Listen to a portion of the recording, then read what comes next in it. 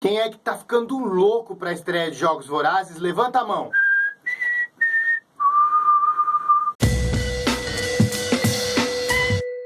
A saga Jogos Vorazes entrou na minha vida de um jeito muito interessante.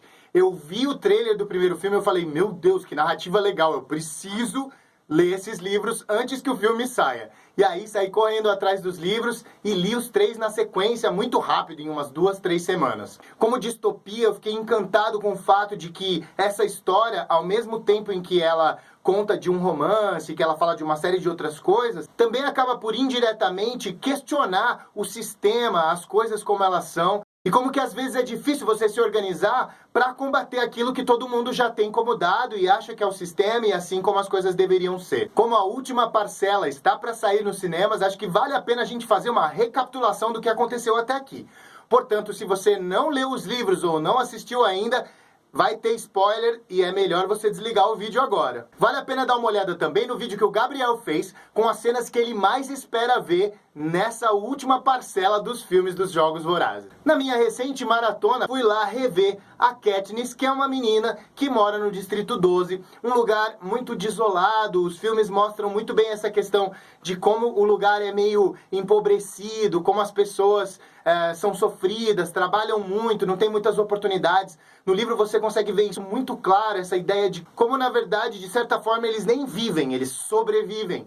E que é muito fácil você não conseguir, mesmo trabalhando e fazendo tudo, o suficiente para você sustentar a sua família. E aí você precisa ganhar as rações que a capital oferece, e para isso você acaba tendo que colocar o seu nome de novo, e de novo, e de novo, para ser sorteado, para ser um dos tributos dos Jogos Vorazes. Os Jogos Vorazes são uma espécie de tentativa de manter a população sob controle. Como você faz isso? Oprimindo-as e deixando elas terem certeza de que se elas fizerem alguma coisa, elas vão sofrer. Mais do que isso, os Jogos Vorazes acabam colocando os distritos um contra o outro. Dessa forma, a capital corre poucos riscos de sofrer um ataque por uma aliança dos distritos. E é nesse sentido, justamente, que a Katniss acaba aparecendo como a grande protagonista dessa história. Katniss Everdeen é uma menina comum, mas que aprendeu a atirar com o arco e flecha com seu pai e usa essas habilidades para poder ajudar a família a se sustentar um pouquinho melhor.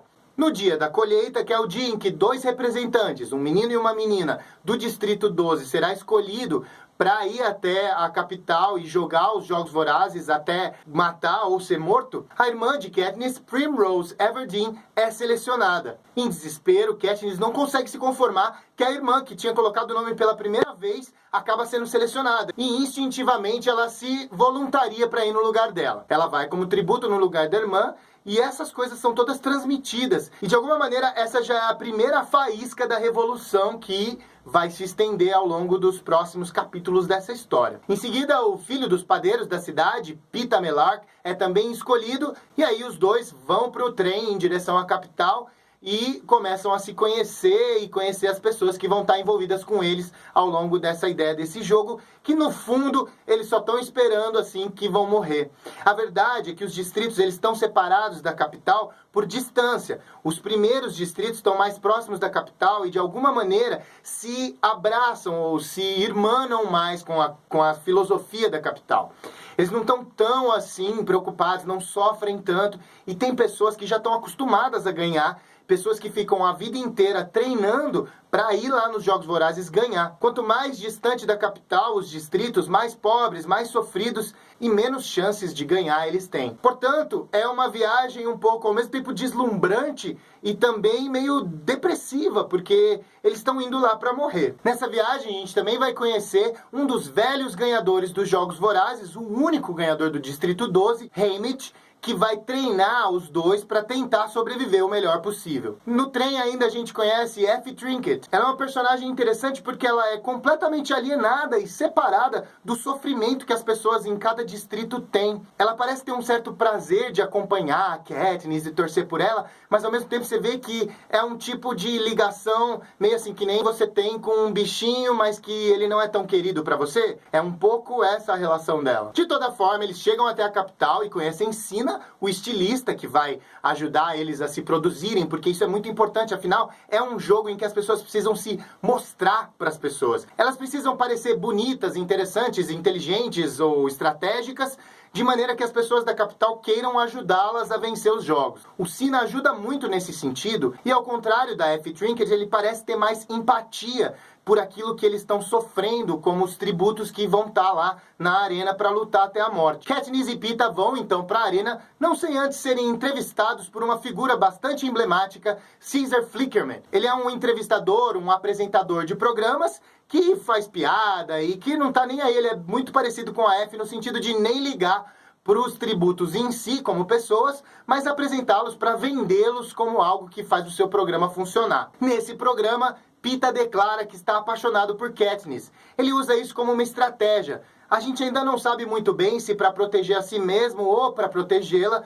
mas ele faz isso e isso começa também a conquistar o coração das pessoas em direção a eles enquanto dupla. Durante os Jogos Vorazes na arena, os dois sofrem muito, mas eles acabam se apoiando um ao outro. E o Haymitch vê uma oportunidade nessa ideia de pombinhos apaixonados, algo que pode ajudá-los a receber benefícios dos habitantes da capital que podem enviar certos presentes para eles ao longo dos jogos. Graças a essa estratégia, eles acabam sobrevivendo por muito mais tempo. Katniss também acaba fazendo uns poucos outros aliados nessa batalha, e um deles é Rue. Rue é uma menina muito jovem que Katniss vê a sua própria irmã, e aí ela decide proteger essa garota que não traz nenhum benefício para ela de forma imediata. E essa é uma coisa interessante também, porque ao longo das narrativas você vai percebendo que as sementes da revolução elas são plantadas a partir da capacidade da Katniss de empatizar com as pessoas, de se conectar a elas. Apesar dela ser meio cabeçuda, apesar dela não conseguir conversar direito, apesar de as pessoas nem falarem com ela os planos da revolução, porque afinal de contas ela acabaria estragando tudo, é um coração apaixonado, não apaixonada pelo Peeta, não apaixonada pelo Gale, que é o rapaz que ficou lá no Distrito 12 esperando por ela e que eles tinham aí uma chama de amor, não esse tipo de paixão, mas talvez um tipo de paixão que ela tem mesmo por se entregar às causas, às pessoas com quem ela convive. Os organizadores dos jogos querem ver o sangue rolar. E para fazer isso acontecer, às vezes eles precisam colocar certas provocações. Algumas coisas que eles fazem surgir no cenário e que atacam as pessoas, mesmo que um não esteja matando o outro, o próprio cenário, a fome, o cansaço acabam matando eles. Mas eles criam um jeito de provocar e anunciam para todo mundo dizendo que nesses Jogos Vorazes, 2 pessoas, se elas forem do mesmo distrito, poderão ganhar. A partir daí, o Peeta e a Katniss se aliam de forma muito intensa e chegam até o final, conseguindo derrotar todos os outros tributos. Mas nesse instante, uma voz anuncia que essa regra especial foi revogada e que somente um deles poderia sobreviver. Katniss não está disposta a matar o Peeta e nem Peeta está disposto a matá-la. Os dois, de fato, têm uma empatia um com o outro. Talvez o Peeta, de fato, uma coisa um pouco mais apaixonada, mas a Katniss gosta muito dele, independente disso significar querer ter um romance com ele ou não. Eles não vão matar um ao outro, e eles tinham achado amoras cadeado, que é um tipo de planta que você come e você morre imediatamente. Eles decidem comer isso juntos para que ninguém ganhe, já que eles não vão querer matar um ao outro. Na hora que eles estão prestes a colocar essas amoras na boca, os organizadores dos jogos anunciam que tudo bem, que eles vão ganhar os dois. Vamos anunciar os dois como vencedores, é melhor do que perder os dois. Isso ia talvez gerar um tipo de comoção na capital que eles não iam conseguir lidar. De toda forma, isso não ia passar despercebido. O presidente Snow, que regula a capital com mão de ferro e que conquistou esse espaço através de sabotagem, até mesmo envenenamento, vai ficar atento a cada movimento desses dois. A verdade é que a partir daqui, do final desses primeiros Jogos Vorazes, os dois voltam para casa não como grandes vencedores, mas como 2 pessoas que têm como peso sustentar a mentira que foi construída ao longo dos jogos de que os dois estavam super apaixonados. Porque era isso que vendia e acabava garantindo a sobrevivência dos dois. É assim que o segundo livro, Em Chamas, vai começar, com os dois tendo que lidar com o fato de serem campeões, mas de não estarem efetivamente apaixonados. É claro que eles gostam um do outro, é claro que eles se respeitam, é claro que participar dos jogos é algo que transformou os dois para sempre.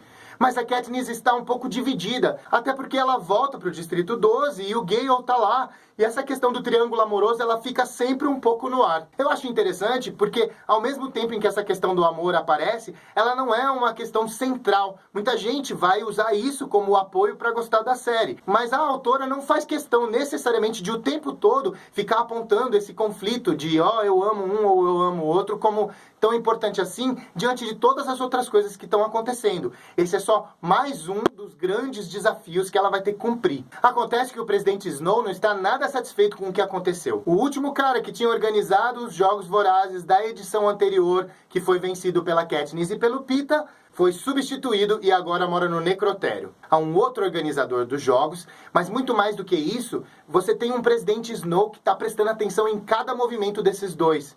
Ele diz para Katniss muito claramente que se ela não jogar o jogo de fingir que eles são o casal de pombinhos apaixonados, ele vai fazer alguma coisa contra a família dela e contra o Gale, que ela tanto gosta. Esse jogo de poder entre o presidente Snow e a Katniss se intensifica cada vez mais. E no desespero de proteger a sua família, aquelas pessoas que ela ama, ela decide jogar o jogo. O que também deixa o Peeta um pouco confuso a respeito de se ela gosta dele, não gosta, o quanto que é teatro, o quanto que é amizade, o quanto que, de repente, isso poderia ser a chama de um amor. De toda forma, o tempo passa e é hora da colheita mais uma vez. Mas antes disso, anuncia-se que como esses serão os 75º Jogos Vorazes, eles serão diferentes. E as regras mudam para dizer que as pessoas que vão ser sorteadas na colheita são aquelas que já foram campeões nos anos anteriores. Com isso, Katniss é a única alternativa e o Haymitch é selecionado, mas o Peeta vai lá e se voluntaria, e os dois vão ser, então, os tributos mais uma vez. Dessa vez, ao contrário dos primeiros jogos em que eles participaram, os dois começam a ir atrás, estrategicamente, de certas pessoas que podem ser aliados deles. Eles conhecem Finnick Odair, BT e Wiress, fazem alianças, na verdade, que são atípicas. Enquanto que as pessoas do Distrito 1 e do Distrito 2, que são mais os chamados carreiristas, que as pessoas que treinam para poder estar nos Jogos Vorazes e vencê-los, eles fazem aliança com pessoas que eles sentem que merecem fazer parte ali e sobreviver por mais tempo, já que esse é o único jeito. Nos bastidores, muitas coisas estão acontecendo, mas como a gente vê as coisas principalmente pela perspectiva da Katniss, a gente também não fica sabendo exatamente, mas desconfia que haja algo a mais no horizonte. O Cinna faz uma preparação de uma roupa que acaba retratando a Katniss como o tordo, o pássaro, o Mockingjay, que é o pássaro que é considerado o símbolo da esperança. Por causa disso, ele é punido e morto. Além disso, esses aliados que eles fazem parecem ter um interesse de que todo mundo se mantenha o mais tempo possível vivo por algo além dessa questão de simplesmente sobreviver para depois todo mundo se matar. Personagens que antes pareciam completamente alheios e alienados do sofrimento começam a perceber que a coisa não é bem por aí. O próprio Caesar Flickerman faz uma apresentação um pouco mais contida dessa vez, apesar das suas risadas entusiasmadas. Effie Trinket percebe a crueldade que é você mandar de novo essas crianças para lutarem até a morte numa arena. Antes deles entrarem na arena, o Haymitch também faz questão de lembrar para Katniss: lembre-se de quem é o verdadeiro inimigo. Os jogos já começam sangrentos e cruéis. E como sempre, logo de cara, um monte de gente acaba morrendo porque está tentando chegar na cornucópia para pegar objetos que vão ajudá-los a sobreviver o maior tempo possível. Apesar de todas essas dicas, a Katniss não parece sacar que eles estão falando de algo além das pessoas que querem uns matarem aos outros. Mas é só ao final desses jogos, que acontecem num círculo que é em formato de relógio, tem desafios muito intensos, as pessoas se queimam, ficam envenenadas. Tem uma cena em que as pessoas começam a ouvir as vozes de gritos de desespero das pessoas que elas amam e que sentem que foram torturadas. É algo muito horrível mesmo e cruel pensar que as pessoas ligam a televisão para assistir aquilo e acham bacana. Com a ajuda de BT e Wiress, que são dois cabeças que ganharam os Jogos Vorazes mais por inteligência do que pela força física, a Katniss acaba atirando uma flecha na parte da cobertura do cenário, o que acaba causando um blackout em toda a capital. E apesar da Katniss não saber, isso fazia parte de um plano que vários dos tributos e inclusive algumas pessoas da própria capital tinham bolado para acabar de vez com esses tais Jogos Vorazes. A história desse livro termina com eles sendo resgatados e levados para um lugar novo e diferente, o Distrito 13. No livro, há esperança que é um só, mas foi dividido em duas parcelas no cinema, e inicialmente eu tinha ficado desconfiado, mas gostei muito de como a coisa se organizou. Eles acabam descobrindo que o Distrito 13, que era o distrito das armas militares e nucleares, acabou sobrevivendo, na verdade, porque ele foi bombardeado quando eles se rebelaram contra a capital, mas eles só bombardearam a superfície, e eles tinham abrigos subterrâneos nos quais eles começaram a desenvolver novamente a sociedade, construir armas e se preparar para um eventual momento em que eles poderiam atacar a capital. A Katniss é então eleita para ser o símbolo dessa resistência que começou a ganhar espaço nos distritos cada vez mais. Cada vez que a Katniss mostrava ser capaz de olhar para o outro de forma empática, independente de que distrito ele viesse, etc., isso acabava provocando o sentimento das pessoas. Porque as pessoas, além de assistirem na capital e darem dinheiro e tudo mais, as pessoas também assistiam nos distritos, porque afinal elas precisavam ser lembradas do quão cruel era aquilo. A grande ideia dos Jogos Vorazes era imputar medo nas pessoas. A Katniss acorda no Distrito 13 e descobre que o Peeta não tá lá, que o Distrito 12 foi bombardeado e que sua mãe e sua irmã quase não sobreviveram. O Gale foi uma das poucas pessoas que sobrou de todo o Distrito 12 e ela fica sabendo que, na verdade, isso já estava sendo planejado. Esse não é o meu livro favorito de todos eles, porque no livro eu sinto que a dinâmica da Katniss desmaiar o tempo todo, e ela dorme, ela descansa e sai, né? Eu não gostei tanto da dinâmica do livro, mas no filme achei que funcionou bem, eles conseguiram equilibrar e até achei que ficaria um pouco de história sobrando, né? E que não seria necessário contar todo o conflito na parte 2, mas na verdade sinto que a coisa tende, se seguir mais ou menos o mesmo ritmo, a funcionar muito bem no cinema. O Distrito 13 é governado por uma mulher, Coin, que com mãos de ferro segura aquela população. Ela tem boas intenções, perdeu pessoas na guerra, ela tem aquela coisa contida, mas ela vai se apresentando cada vez mais uma pessoa que começa a aprender com o Plutarch Heavensbee, que é o idealizador dos jogos, que acabou contribuindo, porque ele queria que a Katniss ganhasse, que eles, de fato, iniciassem essa rebelião.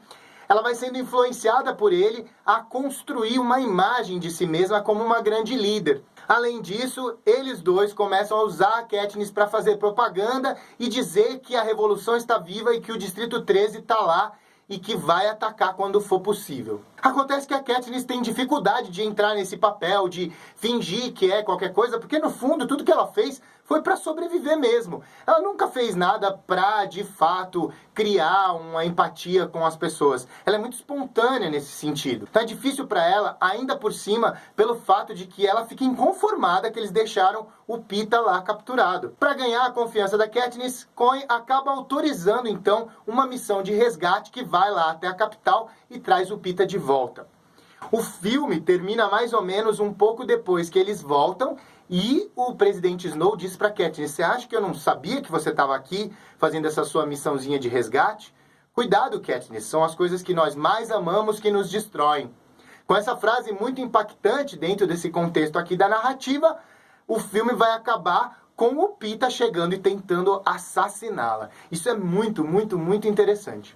Eu acho que esses são os fatos, mais ou menos, que a gente precisava lembrar para poder estar ligadão e preparado para ir para o cinema agora em novembro e curtir muito essa narrativa que encantou essa geração nova de leitores e que eu tenho certeza que vai continuar ainda empolgando por muito tempo mais. Se você chegou até aqui é porque muito provavelmente você é apaixonado por Jogos Vorazes. Então comenta aqui embaixo um pouquinho como é que você vê essa saga, como é que ela entrou na sua vida, foi com os filmes, foi com os livros, você leu de uma vez? Você está ansioso para descobrir como é que eles vão retratar os últimos acontecimentos nesse filme novo que vai lançar? Conta um pouquinho pra gente, dá joinha se você curtiu o vídeo e inscreva-se aqui no canal para ver entretenimento, cinema e literatura com personalidade. Are you coming to the tree? Strung up a man, they say I've murdered 3. Strange things did happen here, no stranger would it be if we met at midnight in the hanging tree. Are you coming to the tree?